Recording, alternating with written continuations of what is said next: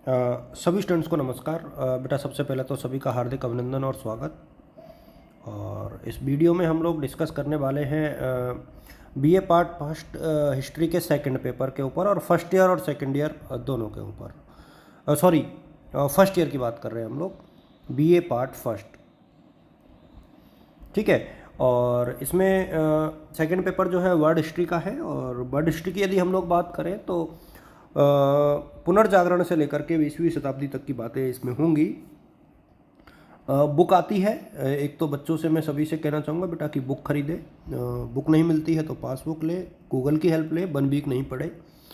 ये मैं शुरुआत में ही बोलता हूँ, क्योंकि यदि 50% नहीं बनी तो बीएड नहीं कर पाओगे। बीएड नहीं कर पाओगे या कोई कंपटीशन की एग्ज़ाम नहीं दे पाओगे तो फिर पढ़ने का फ़ायदा क्या? क्यों घर वालों को बर्बाद करते हो? थोड़ा सा खुद से पूछ करके देखो कि जो 1 वीक सीरीज पढ़ रहे हैं उनसे आपको फ़ायदा क्या होगा। वैसे भी यदि आप बुक पढ़ोगे तो जीके भी बढ़ेगी। ABC 3 खंड है और इन क्वेश्चंस के आंसर आपको दूसरा चैनल है मेरा, सरदार पटेल इंस्टीट्यूट कोटा, वहाँ पर आपको मिलेंगे। इसलिए उस चैनल को भी आप लोग ज्वाइन करके रखें। यदि हम लोग खंड ए की बात करें तो एक एक नंबर वाले 10 क्वेश्चन है, 10 करने हैं। लगभग 20 शब्दों में यानी 2 लाइनों में आंसर देना है। खंड बी जो है इसमें 10 क्वेश्चन है, 5 करने हैं और लगभग 250 शब्द यानी 2.5 पेज आपको भरने हैं। यूनिट जो खंड सी है वहाँ 4 क्वेश्चन है, 2 करने हैं और 500 शब्द हैं यानी 5 से 6 पेज आपको भरने हैं।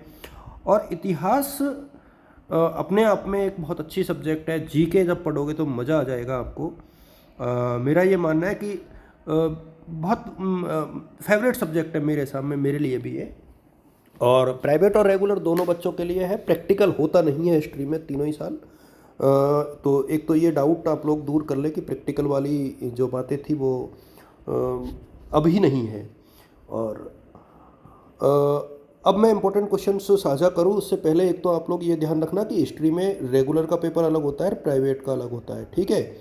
और दोनों के पेपर की तिथियां भी अलग होती है। प्राइवेट में भी 2 पेपर होते हैं, ये भी ध्यान रखना। तो अब हम लोग शुरुआत करते हैं कि क्या क्या जो है इम्पोर्टेंट है। देखिए, मेरा व्यक्तिगत तौर पे ये मानना है कि पहली यूनिट किसी भी पेपर की इम्पोर्टेंट होती है और उसे अच्छे से पढ़ लेना चाहिए। अब ये पेपर बहुत बड़ा है। अब पेपर बड़ा है तो फिर आपको पढ़ना भी पड़ेगा। अब पढ़ना पड़ेगा तो फिर कौन कौन सी चीज़ें पढ़नी है ये हम थोड़ा सा देखते हैं। देखिए, मेरा व्यक्तिगत तौर पे ये मानना है कि पुनर्जागरण वाला जो सेक्शन है आप लोगों के, रेनेसा जिसको बोलते हैं, पुनर्जागरण क्या है, इसके कारण क्या क्या रहे और पुनर्जागरण का में खासतौर पे विज्ञान के क्षेत्र में, कला और विज्ञान के क्षेत्र में क्या उपलब्धियां रही इसकी और इसका पुनर्जागरण का विश्व इतिहास में क्या महत्व है। तो ये काफ़ी क्वेश्चन यहाँ से एक साथ बन जाते हैं।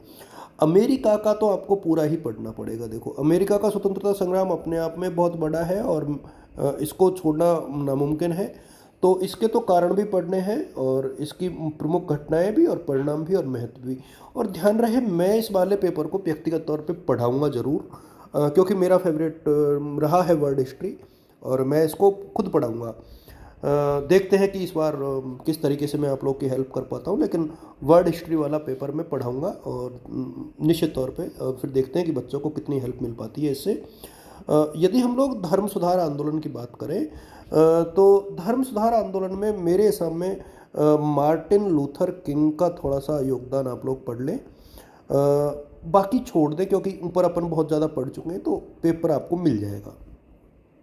यदि हम लोग औद्योगिक क्रांति की बात करें तो औद्योगिक क्रांति के कारण और परिणाम क्या रहे और इनसे कौन कौन से समाज में नए वर्गों का उदय हुआ। एक क्वेश्चन तो ये बनता है, सॉरी 2 क्वेश्चन बन गए, नंबर 1 और नंबर 2। यहाँ से हम लोग बात करें नेपोलियन बोनापार्ट के बारे में। अब यहाँ पर एक चीज़ आप ध्यान रखना, जो पिछले साल आ गया है ना उस क्वेश्चन को आप चाहो तो स्किप कर देना, क्योंकि यूनिट बहुत बड़ी है। सारे क्वेश्चंस अब मैं चूँकि 3 पेपर के हिसाब से इंपॉर्टेंट बता रहा हूँ, यानी रेगुलर भी और प्राइवेट में ए से एम तक का पेपर अलग आता है और एन से जेड का अलग आता है। तो उस हिसाब से मैं पेपर डिस्कस कर रहा हूँ, तो क्वेश्चंस की संख्या मैं अपने आप में आपको ज़्यादा शेयर कर रहा हूँ। नेपोलियन बोनापार्ट की आपको उपलब्धि और पतन दोनों पढ़ लेने चाहिए क्योंकि काफ़ी महत्वपूर्ण बन जाता है। यदि आप लोग ऊपर के दोनों पढ़ रहे हो तो बीच का एक सेक्शन छोड़ सकते हो, कोई बड़ी बात नहीं। यदि यहाँ पर हम लोग बात करें तो इसमें ये वाला जो सेक्शन है ना आजकल पूर्वी इसको इसको थोड़ा सा ढंग से देख लेना, क्रीमिया युद्ध और बर्लिन सम्मेलन के विशेष संदर्भ में, क्योंकि आजकल रूस में थोड़ा सा कॉन्फ्लिक्ट चल रहा है, यूक्रेन वाला इशू है, तो इसको थोड़ा सा ढंग से देख लेना। और ये नीचे वाला देख लेना, तो ऊपर का आप लोग चाहो तो छोड़ सकते हो। ये थोड़ा सा आप लोग देख लेना कि यूरोपीय द्वारा एशिया, अफ्रीका और लैटिन अमेरिकी राज्यों का शोषण किस प्रकार से किया गया, और क्या रीजन रहे कि उन्होंने इस प्रकार से वो कर पाने में सफल रहे। इसको थोड़ा सा देख लेना। ये फिर जो फोर्थ यूनिट है ये भी काफ़ी बड़ी है। प्रथम विश्व युद्ध के कारण और परिणाम आप लोग देख लेना। मुख्य घटनाएं मोटी मोटी याद रखने की ज़रूरत है, पूरा नहीं देखना। वर्साय की संधि के दुष्परिणाम जरूर आपको देखने हैं, क्योंकि वर्साय की संधि के कारण ही दूसरा विश्व युद्ध हुआ। तो वो क्या थी। इसके अलावा बोल्शेविक क्रांति के ऊपर थोड़ा सा देख लेना, ये भी इम्पोर्टेंट बनती है एग्जाम के हिसाब से। और विश्वव्यापी आर्थिक मंदी और नाजीवाद का उदय, ये क्वेश्चन बहुत इंपॉर्टेंट है, ये थोड़ा सा देख लेना आप लोग यूनिट 4 से। यूनिट 3 की हम लोग बात करें तो देखिए, राष्ट्रसंघ आजकल उतना इम्पोर्टेंट नहीं बनता है, लेकिन एक तो सेकेंड वर्ल्ड वार के कारण और परिणाम जरूर देखें। कुछ घटनाएं याद की जा सकती हैं जो महत्वपूर्ण रही। एक ये वाला सेक्शन बहुत इम्पोर्टेंट है, शीत युद्ध और गुटनिरपेक्ष आंदोलन, यानी गुटनिरपेक्षता क्या है, भारत गुटनिरपेक्षता का हिस्सा कैसे बना, और क्या क्या चीज़ें इसमें इम्पोर्टेंट हो सकती हैं, ये थोड़ा सा इम्पोर्टेंट है। इसके अलावा संयुक्त राष्ट्र संघ का जो संगठन है उसको थोड़ा सा अच्छे से पढ़ लेना।